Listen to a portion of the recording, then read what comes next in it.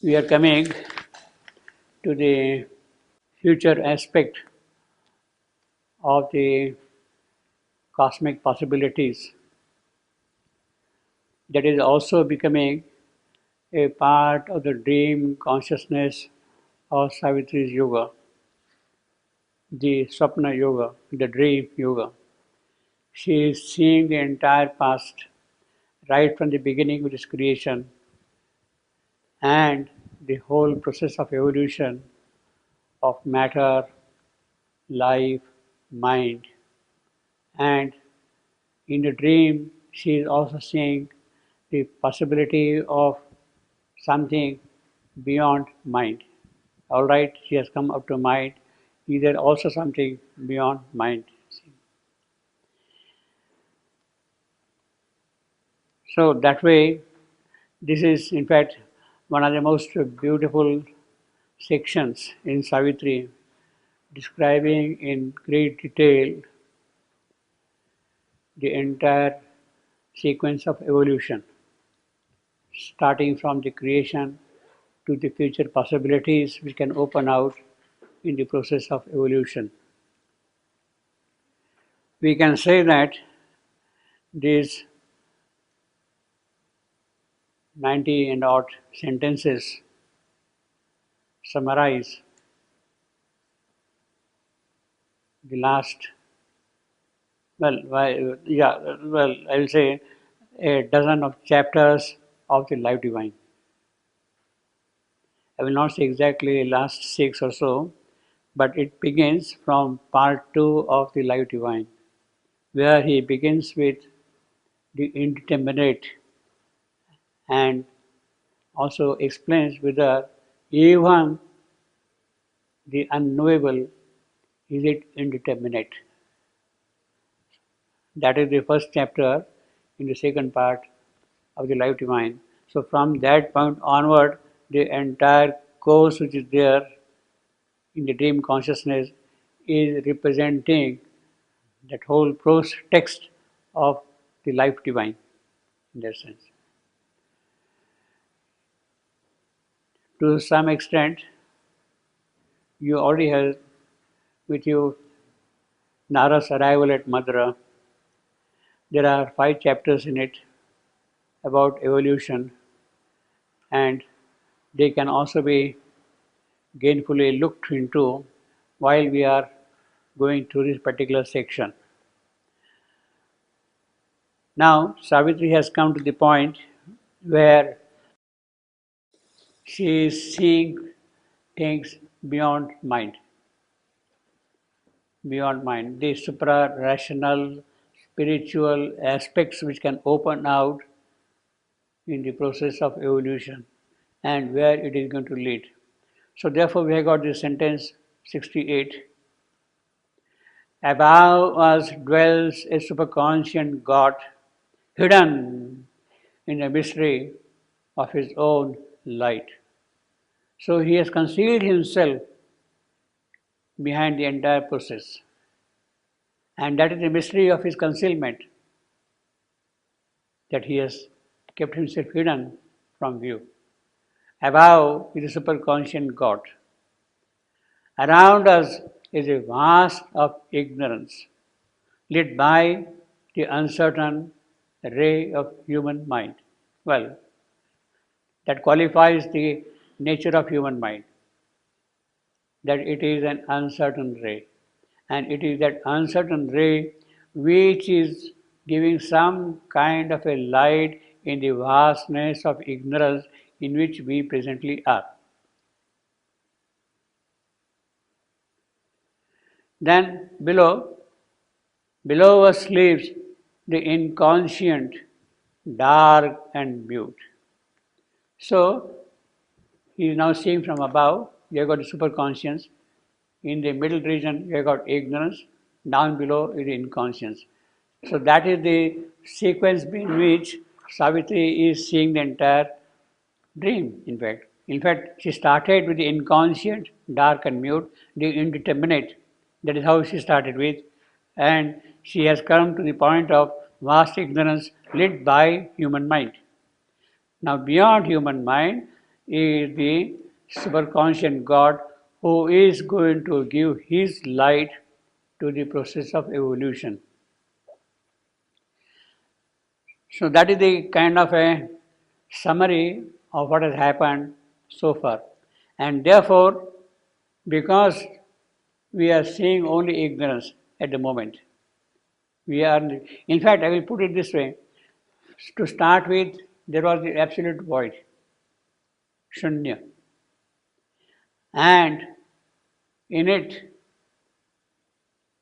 was born, so to say, the inconscience. When the separation from the divine took place of the powers, or the powers of divine, then suddenly there was the plunge of the divine consciousness itself into that void, into that shunya. And in that void then, because of his presence, things started happening. That is the first dark indeterminate. And from that sequence onward, things started. So the first thing which had happened from that is of course matter, then came life, then came mind. So in that sense, from inconscience to ignorance is a very, very, very major advance. There was nothing there, absolutely nothing, and at least now there is ignorance. How it has happened, of that nobody knows anything. That process, as the mother says, has not been recorded anywhere. Nobody was there to write the sequence of those developments. You see. So, how the inconscience became vast ignorance, although it's a very major achievement, nobody knows of that. And the mother says, if I had to discover that, then I would know how to transform inconscience.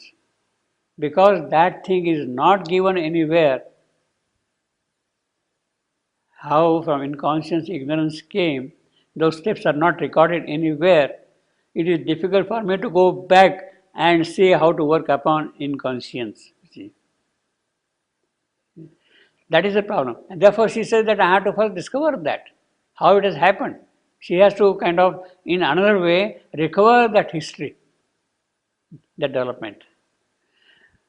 Now, we are here, around us, vast ignorance, we are here. From here, the possibility is above. Is the above going to remain above only? Is it going to be accessible to us? Is it going to come down and help us in some way to change our vast ignorance into the vastness of light? So that is the question naturally. Otherwise, what is the relevance of superconscious?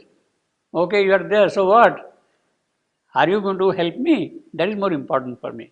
Therefore, the connection between ignorance and superconscious is what has to be first discovered, has to be seen, and then slowly start climbing up, you see.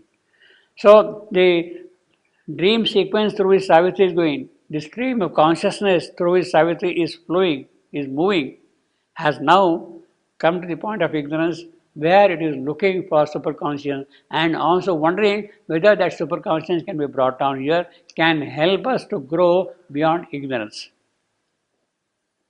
So the future possibility, the human race, the Gnostic possibility which can open out, the Gnostic beings which can come out are connected already in this sentence, you see. Therefore, the poet says, the yogi says, all that he has described so far, practically in those 68 sentences, was only matter's first self-view. Matter was looking at itself and presenting it. A scale and series in the ignorance that from matter life came, matter was able to present itself to life and to bring out some aspects of life into material creation. That was the gain of matter. So that was the first view. So whether life has sprung up from matter or whether life has entered into matter and shaped itself in that mold, Both the possibilities are there. The life has to be present first in matter. Life has to enter into matter so that out of that combination, new forms of life, new possibilities of life can come out, can spring up. Same thing today also. Mind is there. Can it open to supermind by itself? Yes, it can, because supermind is already present behind mind. It has to come out. It has to come out. At the same time, supermind from above has to constantly exercise its presence in mind so that both of them combine and bring out the possibilities of supermind, of what is beyond now here, you see. In fact, that is the double process of something coming from below, something coming from above, they combining together and working out the mechanism of newer and newer manifestation. That has to happen constantly, you see. Same thing, therefore, when a mother says, my subtle body, the supramental body is ready. She has to prepare something from below also. There is already some kind of a supramental body present in the present physical body. So that physical body which is holding the supramental body has to open out more and more. That is the yoga of the cells mother was engaged in. And then from above the thing will come. When these two fuse together, then the real supramental body can appear. So therefore, this is not all we are, or all our world. So he is telling us now all that all that Savitri has described, seen in the dream consciousness. That is not all. There are definitely newer and newer possibilities also present there. Our greater self of knowledge waits for us, a supreme light in the truth conscious vast. It sees from summits beyond thinking mind. It moves in a splendid air, transcending life. Well, it shall descend and make us life divine. This is what we saw last time. You see. It shall descend. It has descended. And now the whole process is of making us life divine. That is in the process now. Truth made the world, not a blind nature force, not andha prakriti, blind, andha prakriti, but truth. Truth who sees things. Means although today we see only ignorance, but behind that ignorance there is the truth working. And in its own manner things are happening because of that. Truth made the world, not a blind nature force. For here are not our large diviner heights, our summits in the subconscious blaze are glorious with the fairy face of God. That happens elsewhere. Our superconscious, our summits, on the summits. There is our aspect of eternity. There is the figure of the God we are, His young, unaging look on deathless thing, His joy in our escape from death and time. Yes, that is what He is waiting for. He is eager for that thing to happen. That is His joy. His immortality and light and bliss. This had to come out here, you see. Actually, let me read here what the mother has said. 26th June 1957. She says, there are two things. There is the possibility of a purely supramental creation on one hand. Supramental creation on one hand. And the possibility of a progressive transformation of a physical body into the supramental body. Supramental body, supramental creation means it itself will produce a new body. How it will happen? It will do that. That is what it says. There is a possibility, see. There is a possibility of a purely supramental creation on the one hand, on one hand, and the possibility of a progressive transformation of a physical body. That is the yoga of the cells, of a body, into a supramental body, or rather of a human body into a superhuman body. That there is a possibility of human body becoming a superhuman body, you see. A transformation may take place. A transformation that is enough to liberate the being from this origin. He is locked here, to liberate him from this being. But all the same, it wouldn't be a purely and entirely a supramental creation. If it happens from here, it won't be a purely supramental creation. She is saying that thing. Sri Aurobindo has said that there will be an intermediate race. Shrom. A race, or perhaps some individuals, we don't know. She is saying that thing in 1957. We don't know. An intermediate rung which could serve as a passage or could be prepared according to the needs and necessities of creation. The intermediate race which will prepare according to the needs of the creation. Bodies formed according to the supramental method, on the other hand, bodies formed according to the supramental method, will have absolute perfection in contrast to the intermediate bodies, obviously, which will be more on the supramental side in the sense that all animal expression may disappear. The absolute perfection of the supramental body, that is another possibility. So she says that both the things are happening simultaneously, from above and from below. The progressive transformation may take a number of years. We are in a hurry. Probably a considerable number. Though he might be a being no longer a man, already no longer a man in the animal sense, yet would not be the supramental being fully outside all animality. So the element of animality will be still present in the intermediate race, because that has to happen from here. If the evolution has to have meaning, it has to happen that gradually it should from here. It's not that something is transplanted here and also.